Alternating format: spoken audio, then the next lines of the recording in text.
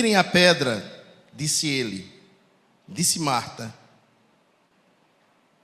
irmã do morto, Senhor, ele já cheira mal, pois já fazem 4 dias.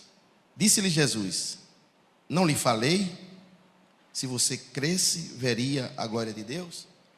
Em outras Bíblias, não te hei dito, se creres, verás a glória de Deus. Então, meus irmãos, sobre essa história que nós queremos hoje aprender com os irmãos, juntos com os irmãos. E deixa eu aqui tentar localizar onde é que está o que eu escrevi, viu, irmão?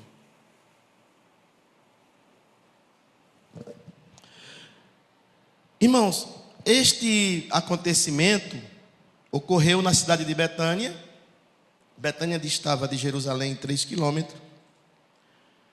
E esse texto vai nos narrar, não é, esse drama que ocorreu no seio de uma família. No seio de uma família. E esta família provavelmente era incompleta. Né? Vejam que no texto, na narração do texto, não se fala de pai nem de mãe. Era uma família composta por 2 irmãs e um irmão. E este provavelmente era o arrimo de proteção desta família. Era ele que protegia essas 2 mulheres. Oraram por mim, não oraram, irmão? Oraram por mim aqui? Não? Espera aí, então orem, irmão, por mim aí. Vamos escovar a cabeça aí. Eu pensei que o pastor tinha orado. Orem aí por mim. Senhor nosso Deus, estamos aqui para servir, Senhor. E nós não temos nenhum tipo de condição para falar das tuas coisas. Elas são eternas e celestiais. Nós somos miseráveis homens. Por isso contamos, Senhor, com a tua ajuda. E estamos aqui à tua disposição, Pai. Fala conosco em nome de Jesus. Então, irmãos, este homem, Lázaro, não é o nome Lázaro, ele era o protetor daquelas 2 mulheres. Esse é um dos milagres mais complexos, mais extraordinários, não só pela sua complexidade, mas também pela dimensão do impacto que ele causa no ministério de Jesus. Então, eu quero dividir ele em 4 partes, para a gente entender melhor. A primeira parte vai do capítulo 1, do versículo 1 até o versículo 16. E vai falar como Jesus recebe a notícia da enfermidade e da morte de Lázaro. E qual foi a sua reação? Os irmãos conhecem a história. Jesus recebe aquela notícia. E algumas pessoas podem até achar que ele foi indiferente. Não é? Porque havia muita urgência por parte das irmãs. Mas Jesus seguiu o seu ritmo, porque no processo de Deus, Deus não altera o seu ritmo. E aí, meus irmãos, a notícia era que o amigo de Jesus, aquele amigo que ele amava, estava enfermo. Veja que a primeira notícia é que ele estava enfermo. Mas aí a gente entende que muitas vezes os problemas das nossas vidas podem piorar, e piorou com eles. Porque depois Jesus fala para os seus próprios amigos e vai dizer que Lázaro tinha morrido. Ou seja, o que era ruim ficou pior. E Jesus também vai declarar o motivo, o propósito, não é, dele agir daquela forma. Ele vai dizer para os discípulos que é bom que ele não estivesse lá. Ou seja, ainda que Jesus não estivesse em Betânia, ele não tinha perdido o controle da situação. Ele sabia tudo o que estava fazendo. E aí, não é? Ainda que a família estivesse angustiada, ainda que estivesse desesperada, mas Jesus, como a gente muitas vezes está, Jesus estava seguindo o curso do seu plano. E aí, meus irmãos, a segunda parte fala do encontro de Jesus com aquelas irmãs enlutadas, fala daquela comoção, de como elas se aproximaram de Jesus, aquelas suas discípulas e amigas. No versículo 17 ao 27, esse texto ele vai mostrar o diálogo entre Jesus e primeiro Marta que se aproxima dele. E a primeira coisa que ele vai dizer é que se tu tivesse aqui, meu irmão não teria morrido. Jesus vai explicar para ela que nada estava perdido, não é? E ela não entende que ela tenta protelar o que Deus queria fazer naquele momento. Então, nós vimos nessa segunda parte toda essa conversa de Jesus tentando animar aquela mulher e mostrar o que Deus poderia fazer no meio daquele conflito, naquela família que estava vivendo aquele drama. Fala de tudo, a terceira parte fala de tudo que acontece a caminho do sepulcro. Todas as expectativas. Fala de Jesus se revelando a sua humanidade quando ele olha para aquela dor daquelas pessoas e ele também chora com aquelas pessoas. E aquelas pessoas com aquela expectativa, e elas comentavam umas com as outras, né? Ele que curou o cego não poderia ressuscitar essa pessoa que morreu. E Jesus estava ali agindo como homem, não é? Porque ele foi empático com a dor das pessoas que estavam naquele momento. Então nós vemos isso narrado no versículo 28 até o 37. E Jesus vai dizer mais uma vez, quando aquela mulher se aproxima dele, Jesus fala: olha, Lázaro vai ressuscitar. E ela vai dizer outra vez: sim, Senhor, mas eu sei, na ressurreição dos últimos dias. E Jesus fala como se estivesse repreendendo: eu não já lhe disse que se você crer, você verá a glória de Deus? Que tudo não depende exclusivamente do que está aqui nessa atmosfera, nesse conhecimento de causa que nós temos, mas depende do que você crê. Então, na quarta parte, Jesus agora suplanta a morte, não é? Jesus vai ali, suplanta a morte e traz o seu amigo para fora. O milagre é realizado perante todas as pessoas, e o versículo 38 ao 44 vai narrar este fato. Lázaro, irmãos, não foi a única pessoa que Jesus ressuscitou, mas ele é a única que Jesus fez viver depois de já estar em estado de decomposição. Os estágios cadavéricos da decomposição, na patologia especial, vai dizer que eles são frigidez, são 4. No primeiro dia a pessoa fica frígida, no segundo dia fica rígida, no terceiro fica flácida e no quarto ela entra em putrefação. Jesus chegou quando todos os estágios do processo já tinham se completado. Ou seja, quando cientificamente, quando do ponto de vista lógico e racional, nada mais poderia ser feito. Jesus chegou na hora de todas as impossibilidades comprovadas. Ele chegou para fazer o que ninguém poderia fazer. Aleluia. Por isso ele diz aos seus amigos lá onde ele estava: é bom que você que não estivesse lá. E Jesus vai dizer que era bom por causa deles. E aí nós vamos perceber no decorrer da história por que Jesus fala disso. Então tudo já tinha se completado. O processo estava terminado do ponto de vista humano. Mas aí, meus amados irmãos, Jesus chega e muda toda a história. O que nós temos que entender é que não importa em que estágio está o seu processo, se ele está na primeira fase ou se chegou na última, isso importa para os homens, mas para o Deus que você crê não importa nada, porque Ele é o Senhor da vida e da morte. Que lições, meus amados, nós podemos tirar dessa linda história, desse drama dessa família, não é? A primeira lição que eu quero tirar para nós aqui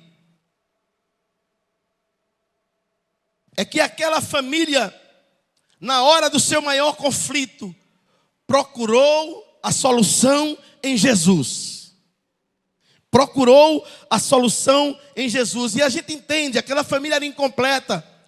E hoje, nos tempos modernos, nós temos o chamado de famílias não funcionais, que geralmente essas famílias incompletas são não funcionais. Mas nós percebemos que esta família, mesmo incompleta, ela funcionava. E sabe por que ela funcionava? Porque ela estava posta em Cristo. Ela estava em Cristo e por isso, mesmo incompleta, mesmo faltando entes familiares, eles agiam como uma família que andavam na presença de Deus. Então, esta família sabia a quem procurar na hora da dificuldade. E ela procurou quem poderia resolver definitivamente o seu problema. A segunda lição que a gente tira aqui, e essa lição é para nós agora. Nós vimos aqui, irmãos, eu glorifiquei a Deus, me alegrei muito neste culto. Primeiro porque eu vi Jesus centralizado nos louvores, os louvores cristocêntricos, não é? E a gente vê aqui também, irmãos, Jesus falando, os hinos falando de milagres. E aí, eu quero dizer para a igreja o que vocês já estão cantando, é que Jesus não mudou, Ele opera milagre nos dias de hoje. Ele é o Deus que opera milagre agora em nosso meio.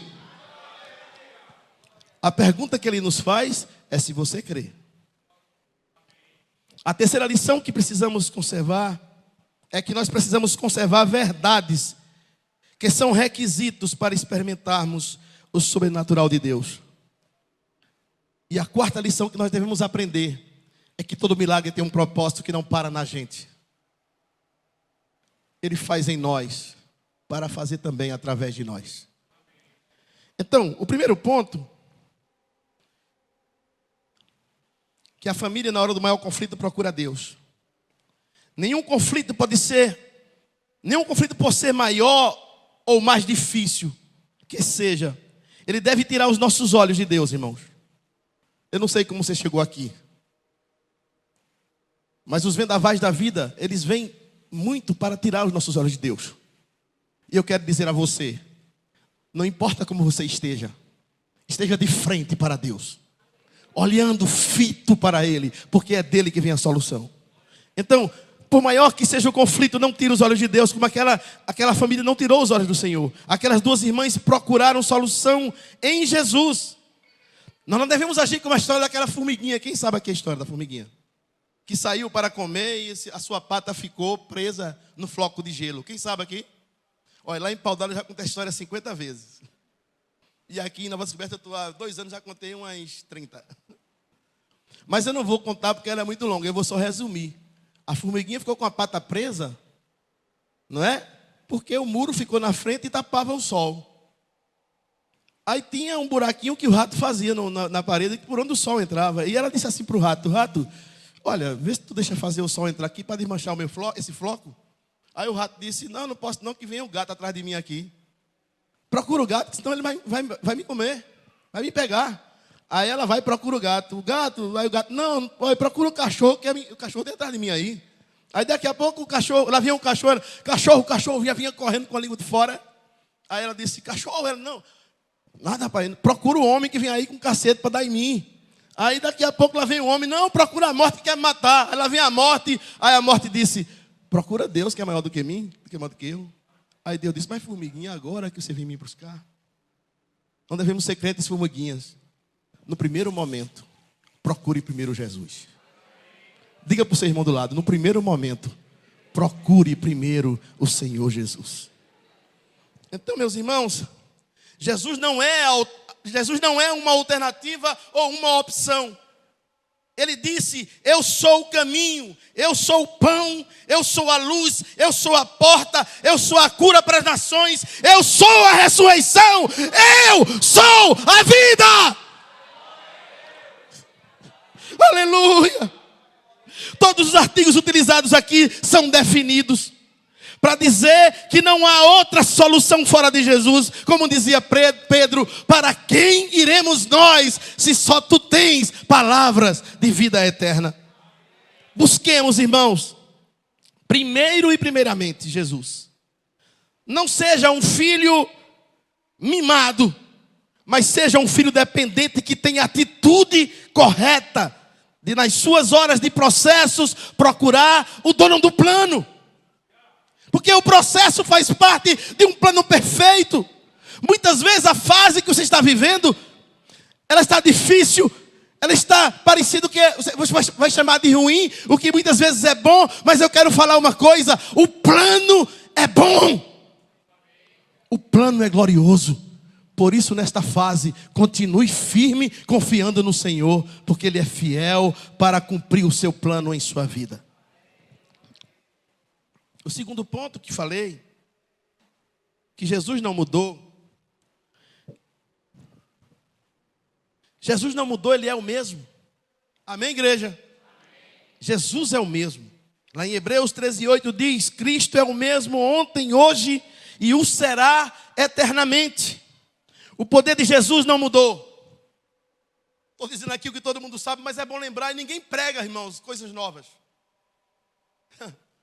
Não tem pregador que traga uma revelação nova, porque tudo já foi revelado, irmão. No céu, na revelação geral, na revelação escrita, e Jesus, a expressão exata de Deus que está entre nós. Não tem nada de novo para ser pregado, mas eu quero lembrar aos irmãos que Jesus não mudou. Ele não perdeu a força, não prescreveu o seu poder. Deus não é o homem que envelhece e fica numa cadeirinha impotente, sentado lá, sem poder para nada. Deus é o mesmo. Lá em Malaquias 3:6, ele vai dizer: eu, o Senhor, não mudo. Deus não mudou, quem mudou fomos nós. Deus pode intervir na sua causa hoje, sabe por que Ele pode? Porque Ele é poderoso. E eu vou dizer mais outra coisa, Ele quer fazer isso hoje. Às vezes nós vivemos um tipo de cristianismo e de fé em um Deus que foi poderoso para fazer milagres no passado, mas agora parece que não faz mais. Aí a gente fala antigamente isso, antigamente aquilo. Às vezes nós vivemos um tipo de cristianismo assim, irmãos. E não é isso que o Senhor espera de nós. Isaías 43, Deus vai repreender o seu povo, que falava só sobre o que acontecia no deserto, lá em Sinai. Sobre como Deus tinha feito tudo aquilo, eles viviam olhando para trás. E eu quero dizer a essa igreja que o Deus do Sinai, do deserto do Sinai, é o Deus do teu deserto particular. Esse deserto em que você está, o Deus que estava lá no passado é o mesmo Deus que está contigo. Então, meus amados, precisamos olhar para frente, olhar para este momento e saber que Jesus fisicamente não está entre nós, mas Ele estará aqui entre nós, porque a sua palavra diz isso. Eu não quero só ser formal. Tem aquelas pessoas que satisfazem em saber que Jesus está aqui. A Bíblia diz que Ele está. Mas eu não quero só isso. Eu quero tocar nele. Eu quero interagir com a sua gloriosa presença. Eu quero saber como é dar um abraço no Jesus. Tem pessoas que ficam na igreja dizendo: eu sei que Ele está e só isso. O Senhor quer uma intimidade profunda contigo, irmão. Ele quer que você vivencie na prática o que você crê. Nós vamos ver aqui que em Atos 9:34, a história, em Atos 3:6 primeiro, vai contar a história do coxo. Jesus não estava mais ali com Pedro, mas o seu nome continuava ainda curando. Em Atos 9:34, a história de Enéas, Pedro vai dizer a Enéas: Jesus Cristo te cura, levanta-te, arruma a tua cama e anda. Pedro está dizendo que Jesus não está ali fisicamente, mas ele está dizendo o seguinte: Ele continua vivo entre nós. Ele continua vivo aqui entre nós, como estava vivo lá com Pedro. E Pedro disse para Enéas: esse Senhor, Ele te sara. Da mesma forma, queridos irmãos, Jesus não está aqui fisicamente, você não pode vê-lo, mas Ele está aqui entre nós. E Ele pode intervir na tua situação. Agora, como fez na vida de Enéas. Precisamos crer para que isto seja possível. Amém? Terceiro ponto. Que verdades precisamos conservar para experimentarmos o sobrenatural de Deus? Primeiro, que a responsabilidade de crer. O pastor aqui abriu uma aguinha para mim, eu vou molhar a garganta. A primeira verdade que nós precisamos ter e crer é entender que a responsabilidade de crer é minha, é nossa. No versículo 40 do texto, nós lemos Jesus dizendo a Marta: não te hei dito que se creres verás a glória de Deus? crer é a condição para ver o sobrenatural de Deus. Se creres, verás. Se não creres, não verás. Tem pessoas aí que crê que ninguém pode falar mais em línguas estranhas, porque o dom não é contemporâneo. É o problema dele crer assim, não vai falar nunca. Mas se você crê, você fala.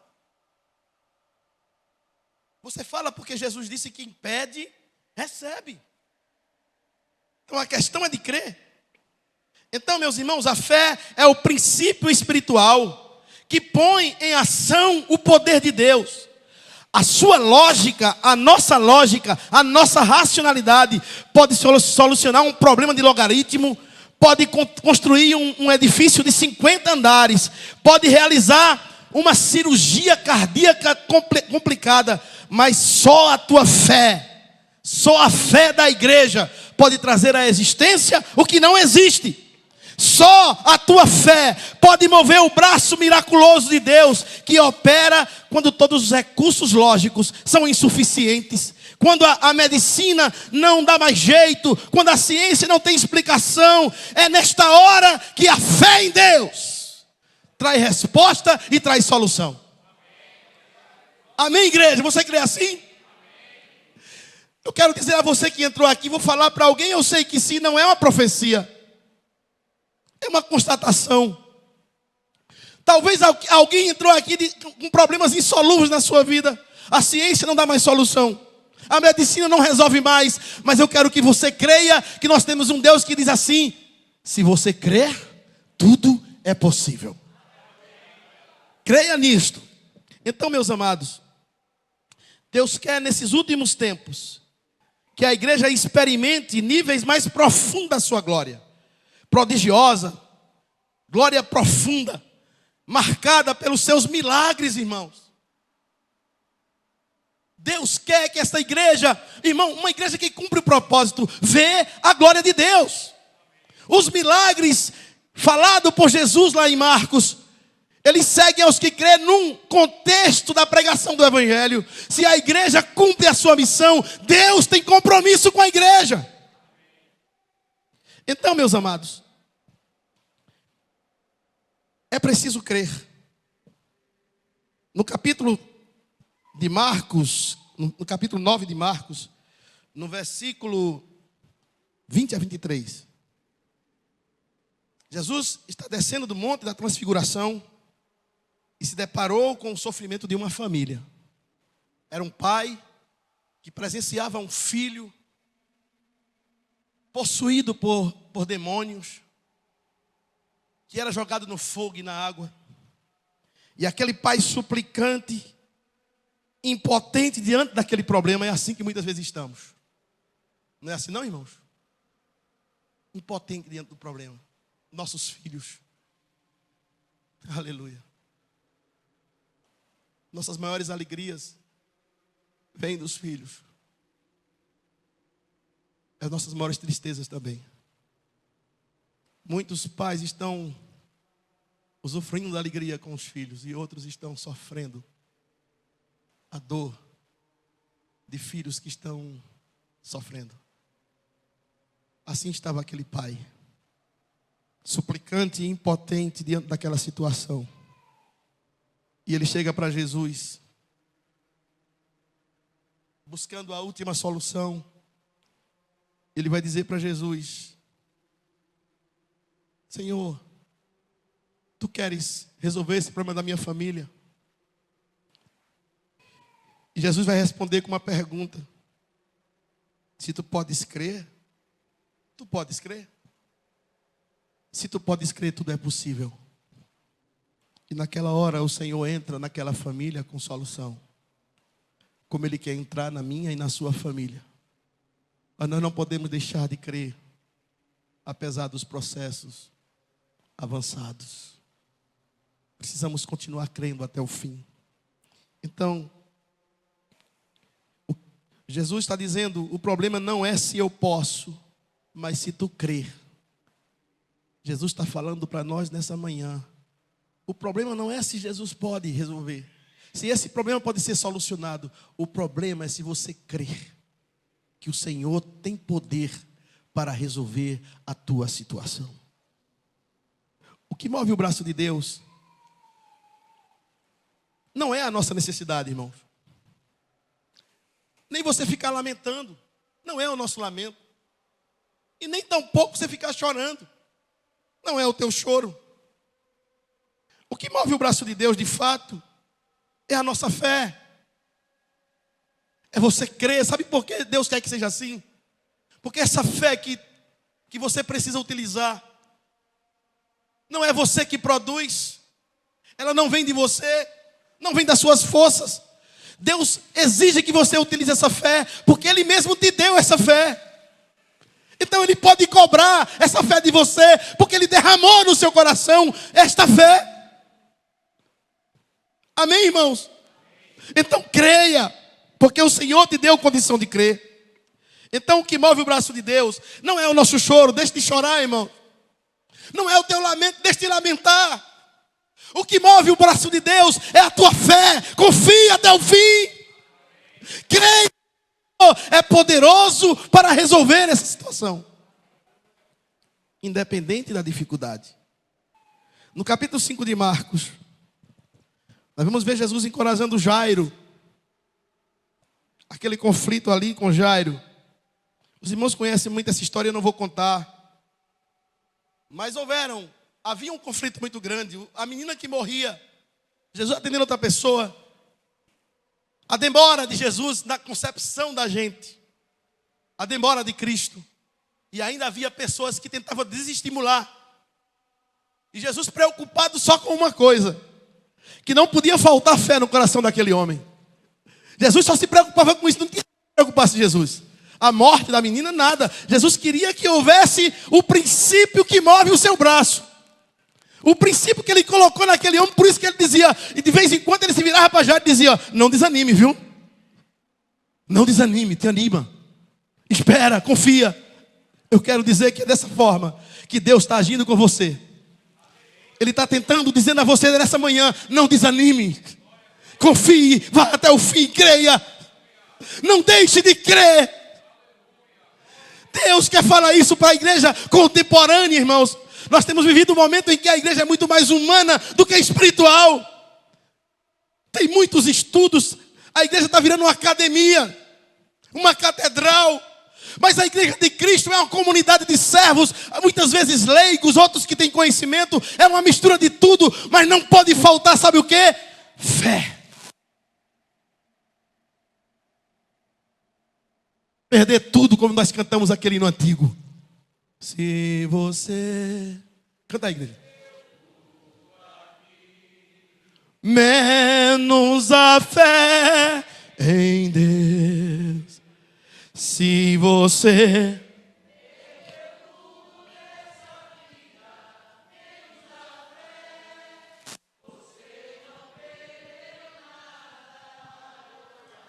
Glória a Deus. Então, em segundo lugar, outra verdade que a gente não pode esquecer, é de saber lidar com a frustração de não vê-lo agir no momento em que a gente espera que ele age. O texto diz que a notícia chegou, Jesus passou 2 dias, e depois foi que ele foi para lá, depois chegou lá com 4 dias atrasado, do ponto de vista humano. Então, para aquelas pessoas, Jesus estava atrasado. A coisa estava demorando demais. E elas ficaram frustradas de fato. As expressões dela diziam isso. Olha, Senhor, ou seja, estava consumado o fato. Ela dizia: Jesus, olha, se tu estivesse aqui, meu irmão não teria morrido. E quando Jesus vai falar de vida para elas, fala: eu sei, depois sim, mas agora não mais. Elas estavam frustradas, decepcionadas. Elas amavam muito ao Senhor. E por isso eu acredito que elas não expressaram de fato o que estavam pensando, porque elas de fato queriam culpar Jesus. Se tu tivesse chegado, como tu não chegou, foi fatal, Senhor, a tua ausência. Então, meus amados, devemos saber lidar quando as coisas pioram. Ter fé, e a fé em Deus não é provado quando você ora e quando você pede vir acontecer. É quando você continua crendo, mesmo quando nada acontece. quando tudo piora, você continua crendo na palavra do Senhor. E você vai dizer: o Senhor está cumprindo o seu plano melhor na minha vida. Você é capaz de dizer isso nesse momento, irmão? Você é capaz de dizer que em meio a todo o tormento que você está vivendo, mesmo assim você crê que Deus está fazendo o melhor na sua vida? Isso é fé. Aleluia. Fé não é plantar quando o céu está bonito para chover. Céu é você plantar quando tudo está seco. E alguém passar e dizer: que idiota, que louco. E você vai dizer: sou louco mesmo. Porque a loucura que você chama, para mim, é fé no poder de Deus, que pode fazer o céu chover sem nenhum tipo de água. Inclusive, teve momentos que a água que o povo precisava não veio de cima, veio da própria terra. Deus não precisa de céu para fazer chover, nem de nuvem. Isso é coisa de homem, isso é lógica humana. Você pode estar olhando o céu da sua vida cinzento, sem nenhuma nuvem, mas você pode crer que mesmo assim o Senhor pode fazer chover. Então, irmãos, a notícia daquela enfermidade, depois da morte, Jesus ia resolver depois de 4 dias. E quando ele chega lá, o lamento das irmãs, no versículo 21 é este: se tivesse aqui, nosso irmão não teria morrido. Quando Jesus chega, é isso que elas colocam, como se dissesse: por que tu não chegasse antes, Jesus? Por que tu não viesse quando a gente chamou? Tu fosse indiferente? Tu fizesse pouco caso da nossa dor? Tem pessoas que questionam isso, não de boca, mas falam lá dentro do coração. Então, essas mulheres estavam desse jeito, no meio do conflito, frustradas, não é? Pelo atraso de Jesus, segundo elas. Mas Jesus, eu fico pensando assim: e se ele tivesse chegado antes? Quando ele percebeu a notícia, ele passa mais, como eu falei para os irmãos, né? Ele disse para os discípulos que era bom que ele não estivesse lá, no versículo 15. Mas se ele tivesse chegado antes, ele teria curado a enfermidade? Teria curado a enfermidade? Teria satisfeito aquela família? Mas porque ele chegou depois? Depois de 4 dias, depois que o processo já estava concluído. Irmãos, Jesus vai agir num nível maior, que estimule a fé, não somente de quem precisa do milagre. Muitas vezes nós somos egoístas, a gente pensa em milagre e por isso que eles não acontecem, porque a gente pensa no milagre para nós. Mas Jesus estava pensando no milagre num nível muito mais alto, que iria atingir e abranger outras pessoas. Porque a partir daquele milagre de Lázaro, muitas pessoas procuraram Jesus. Provavelmente, se ele tivesse chegado antes, ele teria curado aquela enfermidade. E nada mais tivesse acontecido, que não passasse daquela casa. Mas o milagre daquela família transbordou para outras. Jesus ficou conhecido, ele não podia parar no lugar que as pessoas iam procurá-lo para saber como foi. Então, meu amado irmão, você não é o fim do milagre. Você é o meio do milagre. Aprendamos a entender que Deus quer usar a nossa necessidade para abranger, para também atender outras pessoas. Por isso, quando a gente for orar, vamos orar como Jesus ensinou: Pai nosso. Não é Pai meu, não é o pão meu, mas é o pão nosso de cada dia. Pensemos no milagre com um aspecto muito mais longe e atingindo outras pessoas. É assim que o Senhor se agrada da igreja. A igreja, ela precisa ser altruísta. Amém, meus irmãos? Então veja, Jesus vai agir num nível muito mais profundo, muito mais alto. Isso foi uma notícia naquele tempo que alavancou, que impulsionou o ministério de Jesus. O milagre de Lázaro, irmãos, o ministério de Jesus era um antes e foi outro depois. Não é? A gente, se tivesse uma rede social, a gente diria que tinha, como é que chama? Viralizado. Mas é uma linguagem tão assim, meio complicada, né? Meio complicada. Porque nunca vi, não é uma coisa muito boa, não. Né? Mas que teria viralizado. Então, irmãos, enquanto Jesus não opera, eu quero dizer para você Fica tranquilo. Porque enquanto Ele não fizer, Ele é o Deus que controla. Pensa no que eu estou dizendo? Reflita aí comigo. Ele não faz, Ele está controlando. Nada sai do controle. Nada sai do controle. Até que Ele faça, até que Ele conclua o processo, você está seguro, porque o Senhor controla todas as coisas. Então, para terminar, irmãos, eu quero dizer para você que nós não devemos ter apenas esperança, porque a esperança protela. A esperança, ela protela, ela é temporal e ela se refere sempre ao futuro. Você não deve ter só esperança. Marta, ela tinha só esperança. Ela só falava de futuro. Esperança é essa capacidade de você pensar no futuro. Você precisa ter fé, porque a fé é atemporal. A fé se refere ao passado, porque lá na cruz do Calvário a gente crê que as nossas maldições ficaram lá. Não é? A fé se refere ao presente. Nós sabemos que hoje nós somos filhos de Deus por fé. E a fé se refere ao futuro e à eternidade, porque nós cremos que esse Jesus que ressuscitou Lázaro vai aparecer dentro de nós e vai levar a sua noiva para estar com Ele. Então, que nós possamos não ter apenas esperança. Esperança é que vai acontecer amanhã ou depois, porque ela se refere a isso, que você tenha fé que o Senhor pode fazer agora, porque a fé, ela é atemporal. Amém, queridos? Por fim, eu quero dizer que o milagre tem propósito, e como eu falei, você não é o final do que Deus quer fazer, você é o meio.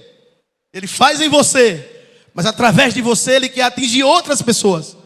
Por isso, quando buscar ao Senhor, busque com esse propósito. O milagre, em primeiro lugar, deve glorificar a Deus. Segundo, abençoar os seus filhos. Em terceiro, atender também a outras pessoas.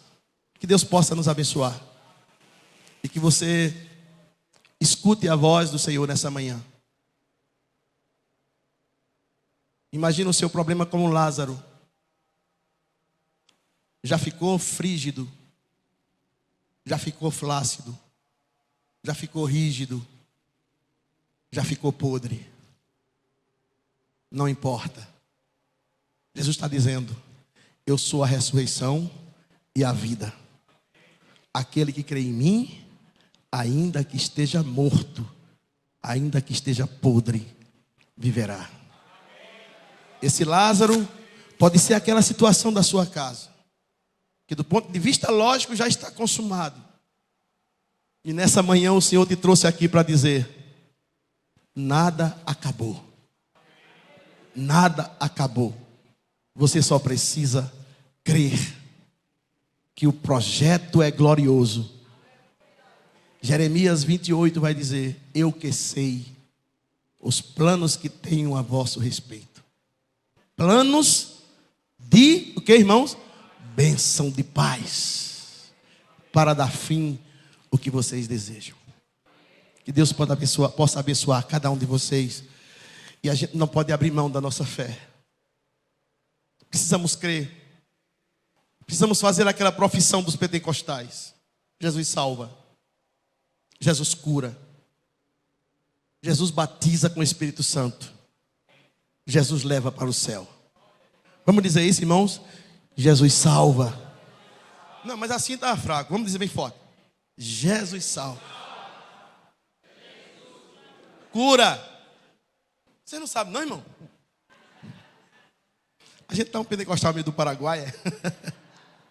Bora lá. Jesus salva, Jesus cura, Ele batiza com o Espírito Santo e Ele leva o homem salvo para o céu. Precisamos crer todos os dias nisso, irmão. É esse o desafio da igreja contemporânea. Que Deus possa nos abençoar.